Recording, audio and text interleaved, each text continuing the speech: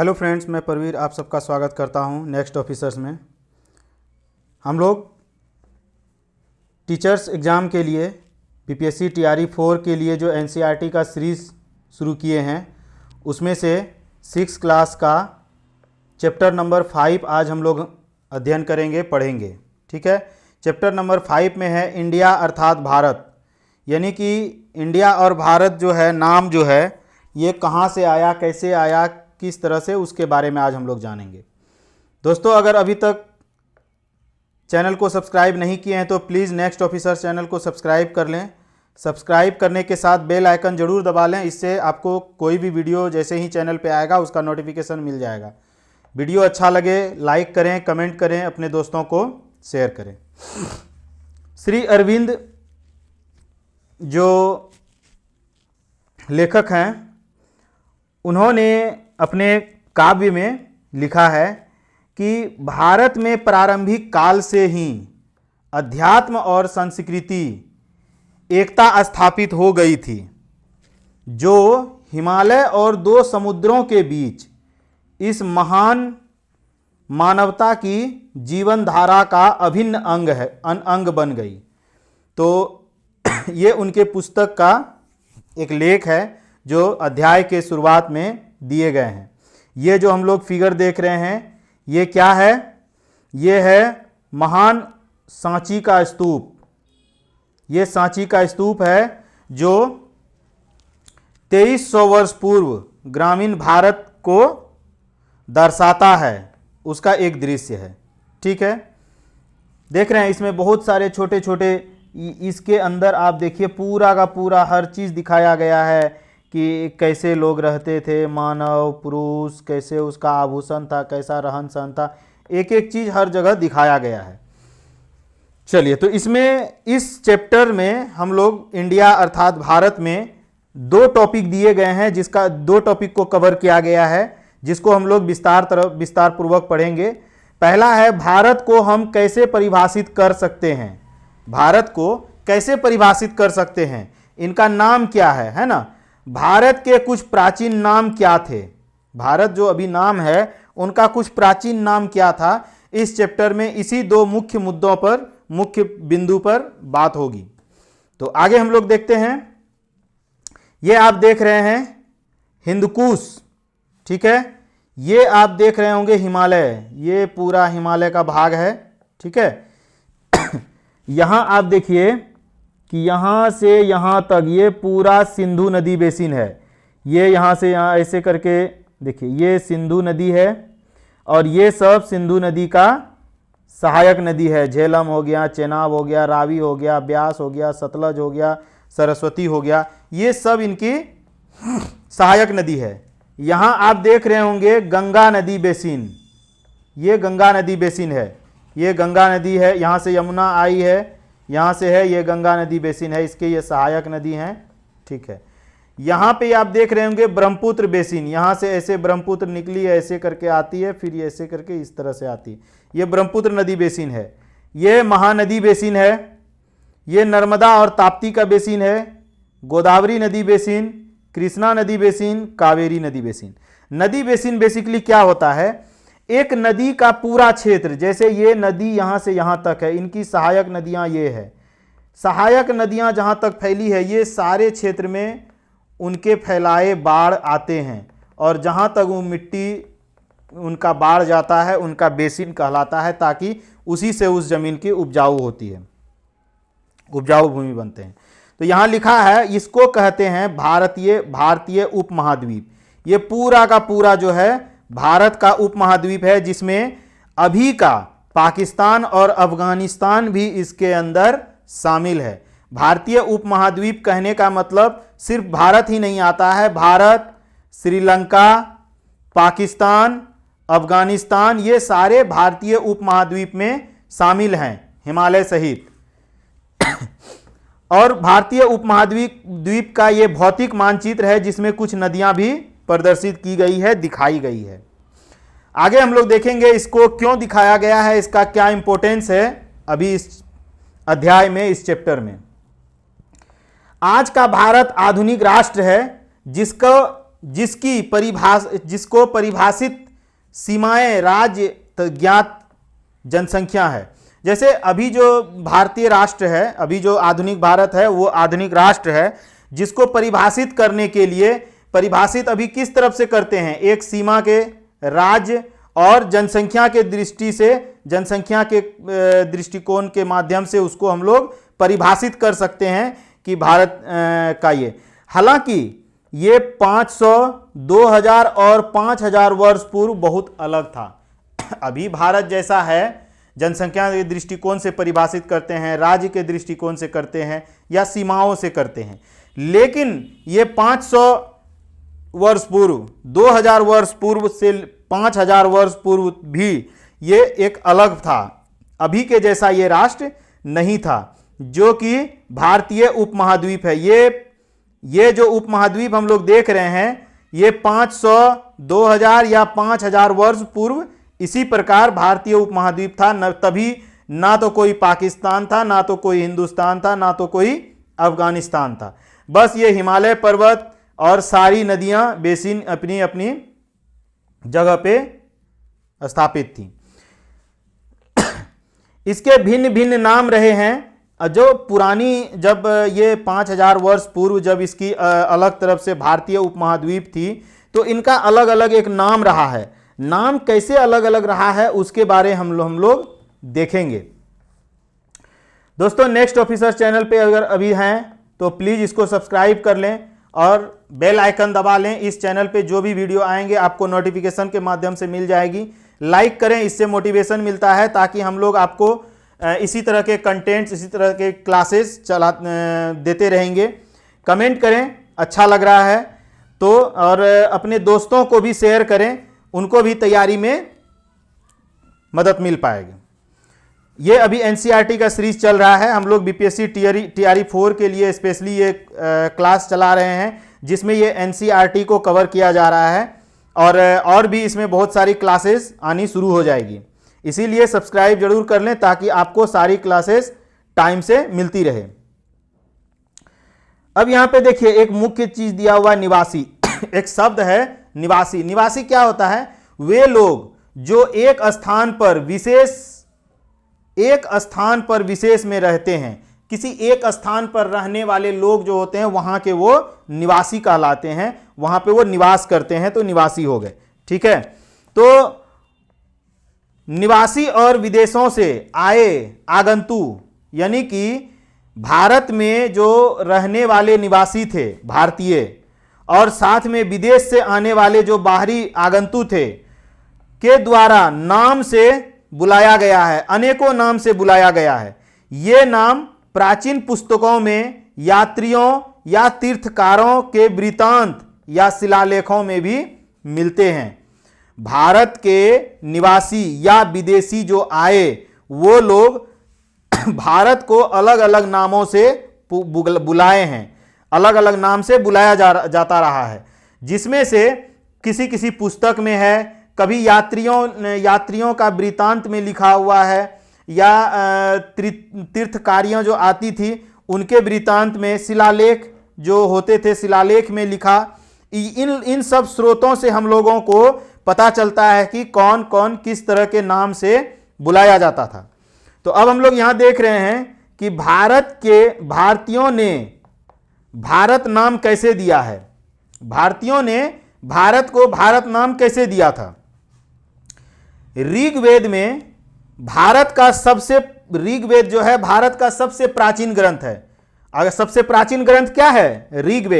ऋग्वेद में हजारों वर्ष, ऋग्वेद जो है सबसे प्राचीन है, हजारों वर्ष पुरानी है। वो अभी की लिखी हुई कुछ नहीं है, हजारों वर्षों से पुरानी पुस्तक है जो ऋग्वेद है। ठीक है, ये उपमहाद्वीप के उत्तर पश्चिम क्षेत्र का नाम सप्त सैंधव अर्थात 7 नदियों की भूमि कहता था। उत्तर पश्चिम भाग किसको बोला जाता है? ये सिंधु नदी का बेसिन, जो अभी खास करके जम्मू कश्मीर होते हुए जो पाकिस्तान और अफगानिस्तान का एरिया है, ये सिंधु नदी का, ये सतलज, रावी, चेनाब, झेलम, ठीक है, व्यास, सरस्वती। ठीक है, ये नदियां जो है यहां पे सप्त सेंधव नाम दिया गया। इस जगह के एरिया को, सिंधु नदी घाटिन बेसिन को ऋग्वेद में, हजारों वर्ष पुरानी ऋग्वेद में क्या नाम दिया गया था? सप्त सेंधव। सप्त सेंधव का मतलब होता है 7 नदियों की भूमि। 7 नदियों की भूमि। देखिए, एक सरस्वती, दूसरा सतलज, तीसरा ब्यास, चौथा रावी, पांचवा छेनाब, छठा झेलम, सातवां सिंधु। ये सातों मिलकर के 7 नदियों की भूमि को जो सप्त सेंधव नाम दिया गया था, किसमें नाम दिया गया था? ऋग्वेद में। और ऋग्वेद प्राचीन ग्रंथ है और ये हजारों वर्ष पुरानी है। सेंधव शब्द सिंधु से आया है। सप्त सेंधव मतलब क्या होता है? सप्त, सप्त मतलब हो गया 7, सेंधव हो गया सिंधु, यानी कि सिंधु नदी के 7 भुजाएं, 7 भाग, यानी 7 नदियों की भूमि है ना। सेंधव कहां से आया है? सिंधु से आया है।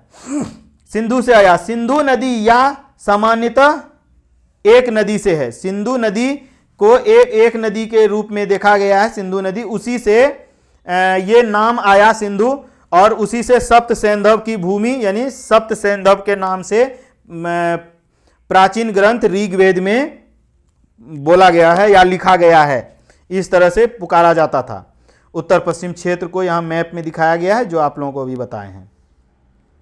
आगे चलते हैं, जिसमें महाभारत में भारत के सबसे प्रसिद्ध ग्रंथ में से एक, महाभारत जो है भारत के सबसे प्रसिद्ध ग्रंथ में से एक है, जो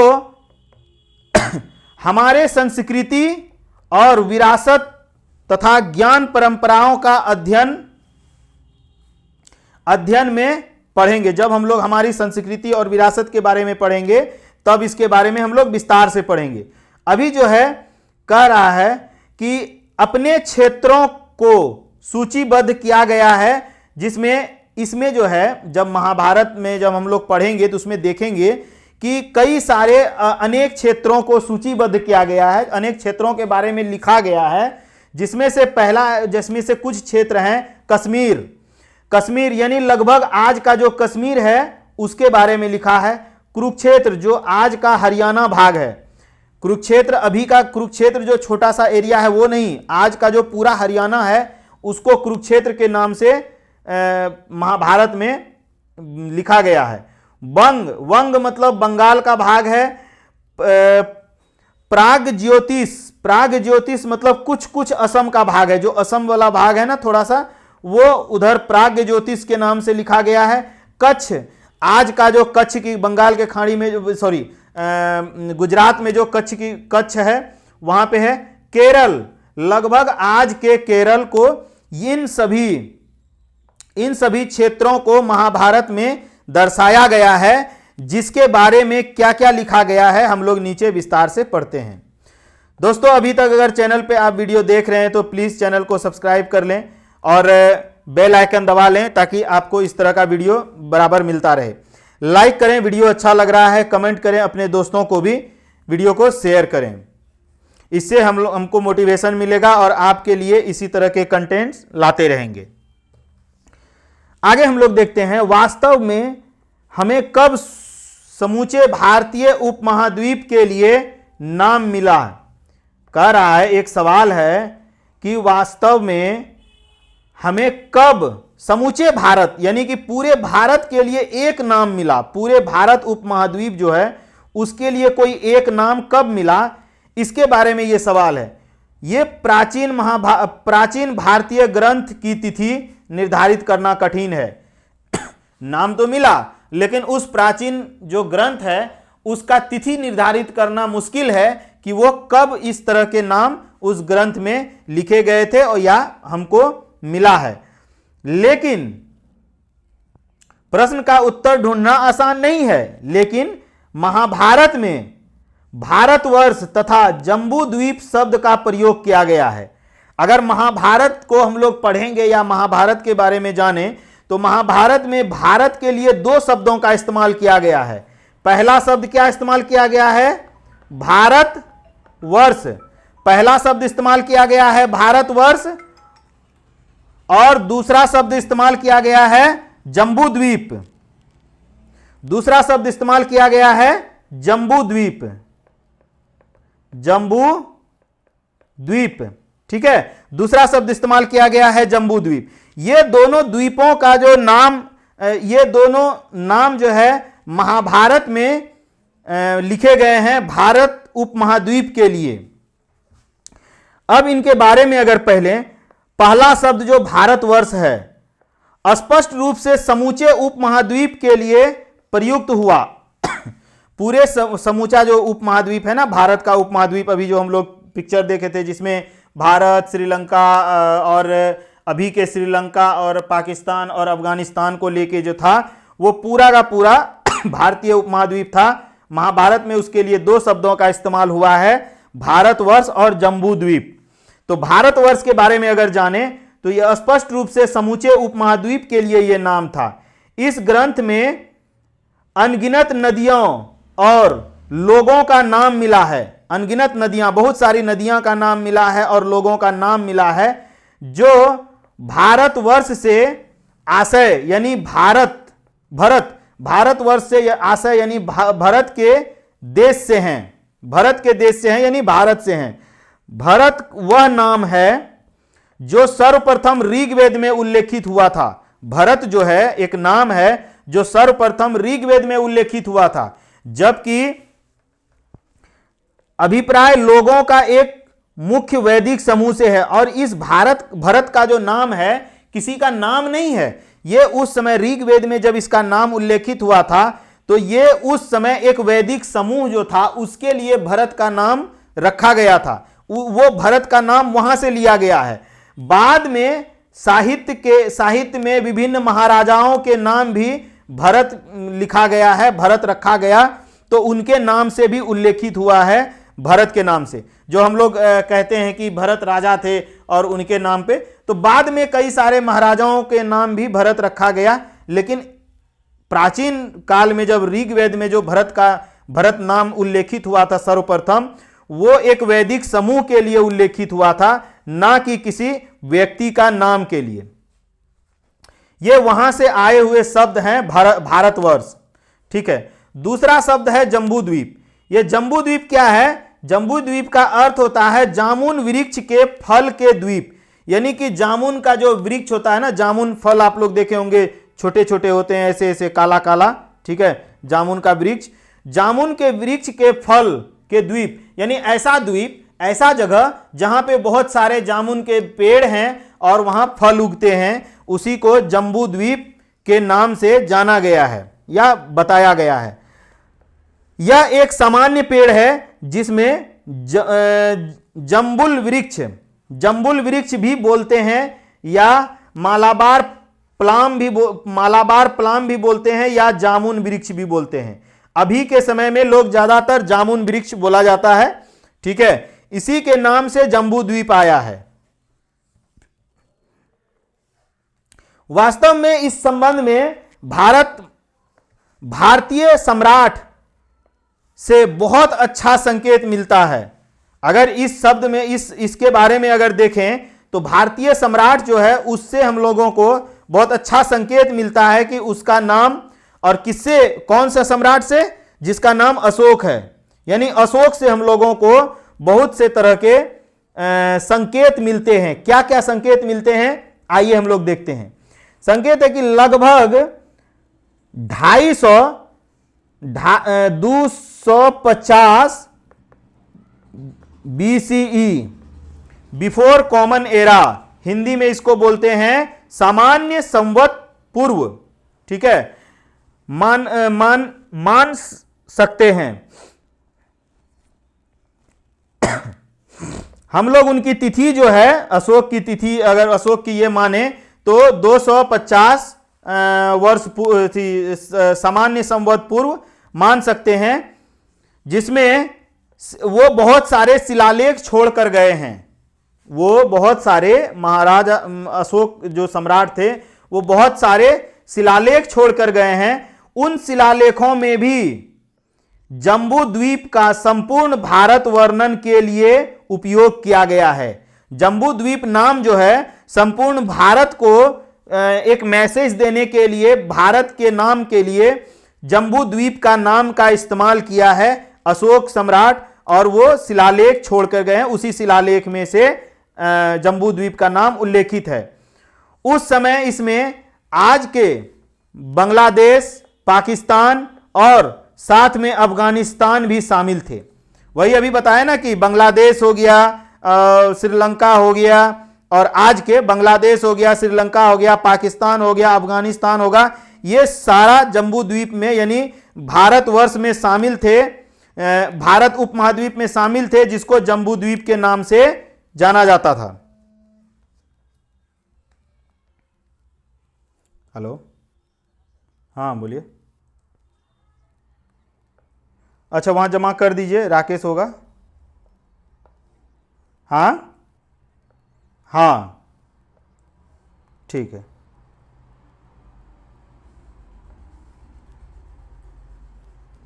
तो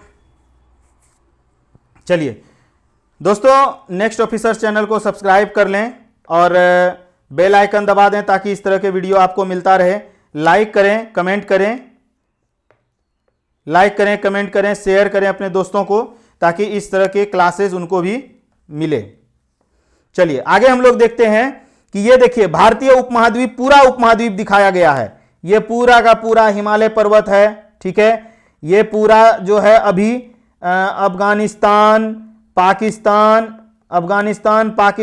बांग्लादेश, श्रीलंका सब इसमें शामिल हैं। भारतीय उपमहाद्वीप में सब कुछ पहले शामिल थे,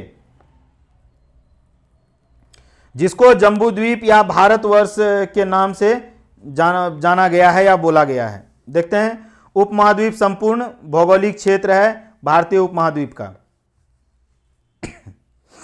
जिसमें कई सारी नदियां हैं। यहां देख रहे हैं नदियां हैं, ये गंगा नदी बेसिन है, ये ब्रह्मपुत्र नदी बेसिन है,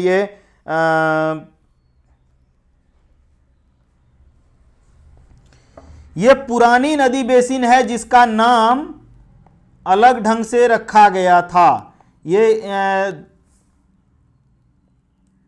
अलग अलग नाम से, नर्मदा ताप्ती का नाम विदर्भ है, माहिष्मती है। यहाँ पे जो सिंधु नदी है उनका नाम सोवीर है, केकय है, मद्र है, वाहलक है, अम्बस्ट है, सिवी है। इसी तरह से हर नदियां का नाम देखिए यहाँ पे अलग अलग है, आप देख सकते हैं। गंगा नदी का बेसिन यहाँ पे देख लीजिए, यहाँ पे है पंचाल, चेंदी, काशी, है ना, कौशल, विदेह, अंग, मगध, सुरसेन, मत्स्य। ये यहाँ के नदियों के नाम, और इनको दिखाया गया है चित्र में कि यहाँ के कुछ क्षेत्रों को, महाभारत में जो क्षेत्र दिखाए गए हैं उन क्षेत्रों और राज्यों को दर्शाया गया है इन चित्रों में। आप ध्यान से देखेंगे, इसको एक बार अच्छे से अध्ययन कीजिएगा इस चित्र को, ताकि किस किस तरह से सारे नाम दिए गए हैं, है ना। चलिए, कुछ शताब्दियों के बाद भारतीय उपमहाद्वीप के लिए सामान्यतः भारत नाम, उसके बाद बहुत सारी शताब्दियों के बाद उस भारतीय उपमहाद्वीप के लिए जो जम्बू द्वीप या भारतवर्ष लिखा जा रहा था उसके लिए भारत नाम का प्रयोग किया जाने लगा। और एक प्राचीन ग्रंथ है विष्णु पुराण। विष्णु पुराण में हम लोग पढ़ते हैं कि वहां पर एक श्लोक है विष्णु पुराण में, जिसका अर्थ यह है कि वह देश जो समुद्र के उत्तर में है, उत्तर में, और हिमच्छादित पर्वत के दक्षिण में, यानी कि समुद्र, नीचे समुद्र है, इसके उत्तर में यहां पर है, और ऊपर पहाड़ है हिमच्छादित के दक्षिण में, उसे हम लोग क्या कहते हैं, भारत कहते हैं। तो नीचे में अरब सागर और ऊपर में हिमालय पर्वत के बीच में जो है उनको भारत कहते हैं। ये पुराण, विष्णु पुराण में एक श्लोक में लिखा हुआ है जिसको हम लोग पढ़ते हैं। दोस्तों, नेक्स्ट ऑफिसर चैनल को सब्सक्राइब कर लें, बेल आइकन दबा दें ताकि इस तरह के वीडियो आपको मिलता रहे। लाइक करें, कमेंट करें, अपने दोस्तों को शेयर करें। आगे हम लोग देखते हैं, यह नाम भारत आज भी प्रयोग में है। उत्तर भारत में इसे सामान्यतः भारत लिखते हैं, लेकिन दक्षिण भारत में इसे भारतम लिखते हैं। भारतम, उत्तर भारत में भारत लिखते हैं लेकिन दक्षिण भारत में भारतम लिखते हैं। अब एक हिमछादित पर्वत के बारे में जिक्र हुआ है। अब ये हिमछादित पर्वत किसको बोलते हैं? हिमछादित पर्वत मतलब ऐसे पर्वत, जैसे ये पर्वत हैं, इनके ऊपर पे पूरे बर्फ से ढका हुआ है। ये बर्फ से ढका हुआ है, बर्फ की एक चादर ओढ़ी हुई है। इसको हम लोग बोल सकते हैं बर्फ का चादर, है ना। हिमछादित बर्फ का चादर भी बोल सकते हैं, जो बर्फ का चादर एकदम पूरा बिछा हुआ हो। वही पर्वत के ऊपर जब बिछा होता है तो हिमछादित पर्वत यानी हिम से ढका हुआ पर्वत के बारे में जिक्र किया जा रहा है। आगे देखते हैं, यह जानना रोचक है कि भारत के लिए देश के विभिन्न भागों में एक सामान्य परिभाषा को अपनाया है। उदाहरण के लिए अगर 2000 वर्ष पूर्व प्राचीन तमिल साहित्य की एक कविता को हम लोग एक ऐसे राजा की प्रशंसा की गई है, यानी 2000 वर्ष पूर्व प्राचीन जो तमिल साहित्य है उसमें एक कविता में एक ऐसे राजा की प्रशंसा की गई है जिसका नाम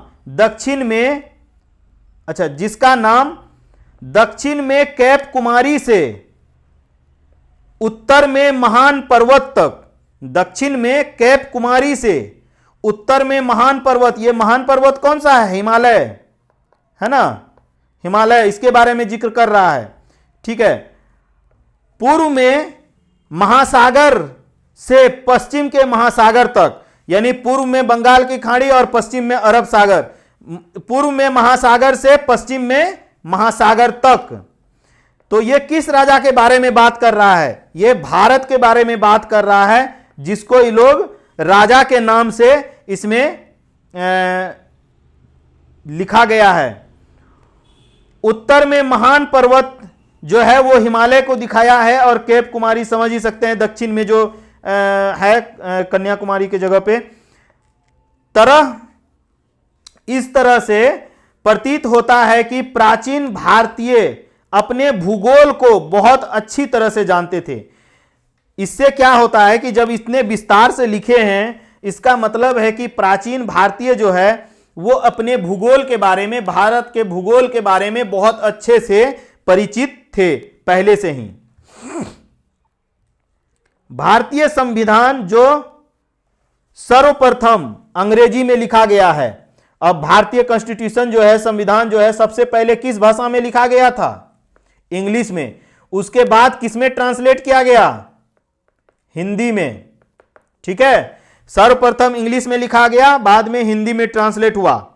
इस चीज को ध्यान में रखिएगा कि शुरुआत में ही India that is Bharat, India that is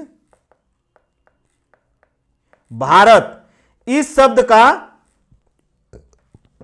उल्लेख किया गया है। और जब इसका वाक्यों का प्रयोग किया गया है और संविधान को जब हिंदी में अनुवाद किया गया, ट्रांसलेट किया गया, तो वहां भी हिंदी में क्या लिखा गया?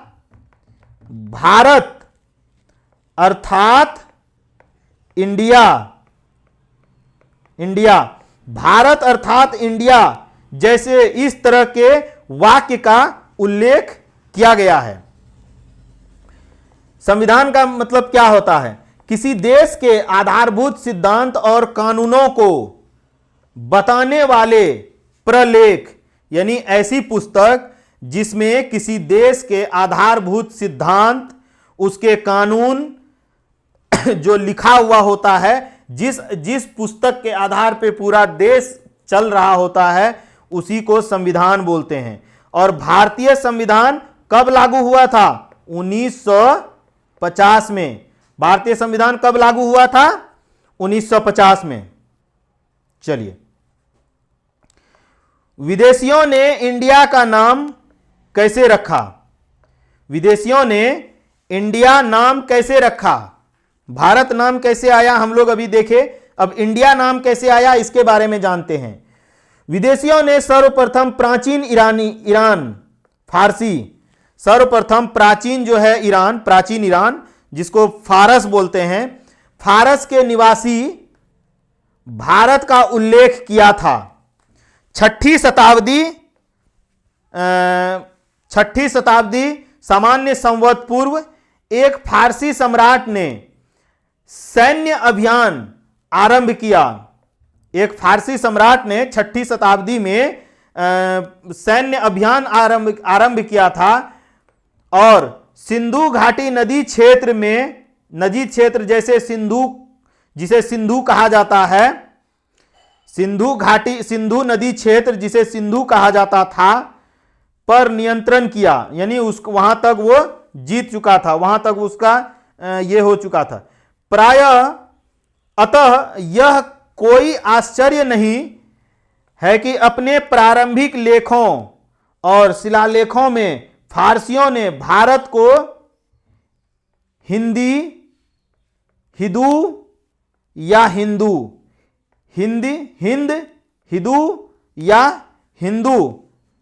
में निर्दिष्ट किया है, मतलब उस नाम से लिखा गया था जो उनकी भाषा में सिंधु का रूपांतरण था।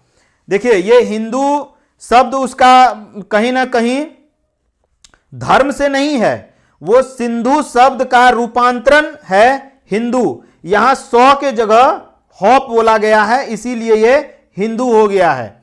ठीक है, तो रखा गया। ध्यान रखिएगा कि प्राचीन फारसी में हिंदू पूर्णतया एक भौगोलिक शब्द है। हिंदू जो है एक भौगोलिक शब्द है फ्रांसी में। ठीक है, यहां पर हिंदू धर्म से कोई संबंध नहीं है उनका।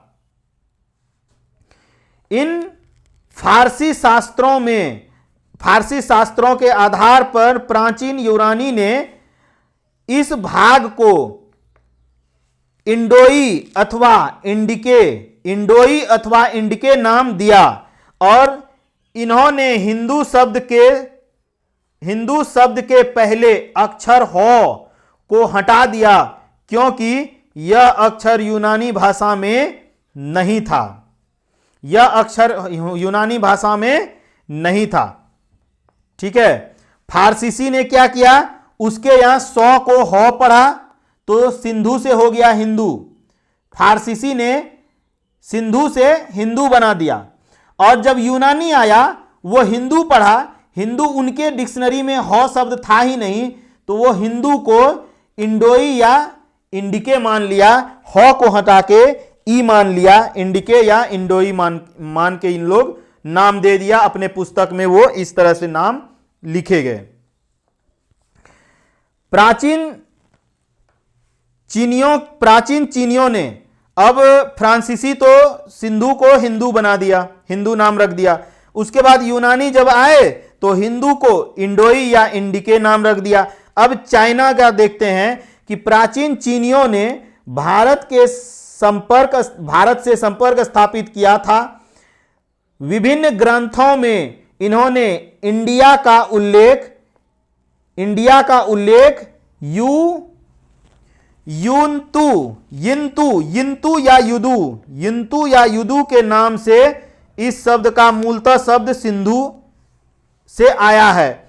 यिंतु या युदु के नाम से अपने ग्रंथों में ये लिखे गए। जैसे मूल शब्द है सिंधु, सिंधु को जब फ्रांसीसी ने अपने शब्दों में लिखा तो वो 100 नहीं लिख करके हो लिखे, यहां पे फ्रांसीसी है, फ्रांसीसी। ठीक है, ये हिंदू लिख दिए। अब हिंदू शब्द को इंदू कौन माना? यूनानी। और इंदु को यिंदु, यिंदु कौन कहा? चीनी, चीनी चाइना से। ये इस तरह से सिंधु से हिंदू, हिंदू से इंदु, इंदु से युंदु, यिंदु, यिंदु तक गए और यहीं से धीरे धीरे नाम आगे चेंज होता चला गया। दोस्तों, नेक्स्ट ऑफिसर्स के चैनल पे अगर अभी तक वीडियो देख रहे हैं तो प्लीज चैनल को सब्सक्राइब कर लें, बेल आइकन को दबा दें ताकि इस तरह के वीडियो जब भी कोई चैनल पे आए तो आपको नोटिफिकेशन मिल सके। वीडियो अच्छा लग रहा है तो लाइक करें, कमेंट करें, अपने दोस्तों को भी शेयर करें, वो भी तैयारी कर रहे होंगे, उनको भी एनसीईआरटी पढ़ने में या किसी और एग्जाम के लिए उनको तैयारी करने में मदद मिल सकेगी। हम लोगों को भी मोटिवेशन मिलेगा ताकि हम लोग इस तरह के वीडियो, इस तरह के कंटेंट आपके लिए लाते रहेंगे। प्लीज सब्सक्राइब कर लें। आगे हम लोग देखते हैं इसमें, ये देखिए ये क्या है? ये है भारत के कॉन्स्टिट्यूशन, यानी कि भारत का जो संविधान है उसका सबसे पहला अध्याय है, सबसे पहला पेज है ना? भारत के संविधान का प्रथम पृष्ठ। ये कौन सा, कहां से लिया गया? ये भारतीय संविधान का सबसे प्रथम पृष्ठ है, जिसमें सबसे पहला लाइन में लिखा हुआ है भारत अर्थात इंडिया राज्यों का संघ होगा। मतलब बहुत सारे राज्यों का क्या होगा? एक संघ होगा। तो भारत अर्थात इंडिया शब्द यहीं पे लिखा हुआ है हमारे संविधान में, ठीक है? उसके प्रथम पृष्ठ में लिखे हुए हैं। अब हम लोग ध्यान रखने वाली बात यह है कि चाइनीज के जो जुआनजैन था, चाइना के एक महान तीर्थकार थे जुआनजैन, जो पूर्व में ह्वानसेंग उच्चारित किए जाते थे।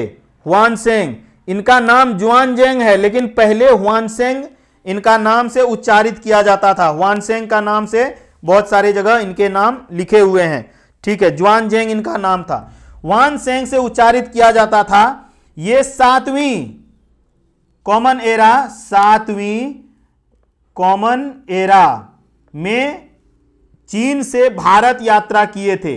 इसको हम लोग सामान्य संवत भी बोल सकते हैं, ठीक है? 7वीं सामान्य संवत में चीन से भारत यात्रा किए थे। उन्होंने भारत में कई भागों का भ्रमण किया, कई जगह गए, विद्वानों से मिले, बौद्ध ग्रंथों को एकत्र किया, बौद्ध का जितना ग्रंथ था उन लोगों को इकट्ठा, उन सारी ग्रंथों को इकट्ठा किया। 17 वर्ष बाद चीन वापस लौटे। ये सारे ग्रंथ को इकट्ठा किया और 17 वर्ष बाद वापस लौटे। ध्यान रखिएगा यहां पे कि संस्कृत से चीनी भाषा में उन पांडुलिपियों का अनुवाद किया। जितने भी ग्रंथ या बुद्ध के ग्रंथ को एकत्र किया था, उन सभी 17 जो ग्रंथ एकत्र किए थे उन सभी 17 वर्ष के बाद वापस गए थे, लेकिन जितने भी ग्रंथ एकत्र किए थे उन सभी संस्कृत में लिखे थे या प्रकृति भाषा में लिखी हुई थी। उन सभी को संस्कृत से प्राचीन भाषा में संस्कृत से वो चीनी भाषा में अनुवाद किया। पांडुलिपि को संस्कृत से चीनी में अनुवाद किया और अपने साथ लेके चले गए थे। आने वाले शताब्दियों में कई अन्य चीनी विद्वान भी भारत के भ्रमण के लिए आए और उन लोगों ने भी बहुत सारी ग्रंथों का अध्ययन किया और कुछ कुछ अपने साथ भी लेके गए हैं। अन्य चीनी शब्द जैसे तिंजू को सिंधु से लिया गया है। तिंजू जो है सिंधु से लिया गया है, चीनी शब्द है यह तिंजू, परंतु इस शब्द का अर्थ होता है स्वर्ग तुल्य स्वामी। क्या अर्थ होता है? स्वर्ग तुल्य स्वामी। ये इस तरह के शब्द क्यों इस्तेमाल कर रहे हैं? क्योंकि स्वर्ग तुल्य स्वामी के रूप में समझा जा सकता है। यह बताते हैं कि चीनियों का बुद्ध की भूमि के रूप में भारत के प्रति कितना सम्मान था। ये शब्द यही बताता है कि बुद्ध की जो भूमि थी, ये भारत, बुद्ध की भूमि के प्रति उनको कितना सम्मान था। उसके बाद है हाल के परिभाषिक शब्द हिंदुस्तान। अभी जो हाल ही में जो हिंदुस्तान के नाम से जाना जाता है भारत को, हाल में ही में परिभाषित है, तो ये भली भांति परिचित होंगे, परंतु यह नहीं जानते होंगे कि यह शब्द आज से 1800 वर्ष पूर्व सर्वप्रथम एक फ्रांसीसी शिलालेख में प्रयोग में किया गया था। हिंदुस्तान शब्द कब यह मिला था?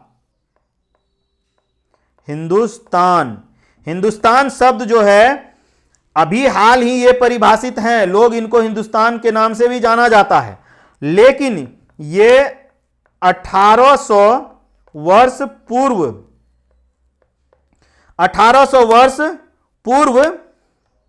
कहां पे? फारसी शिलालेख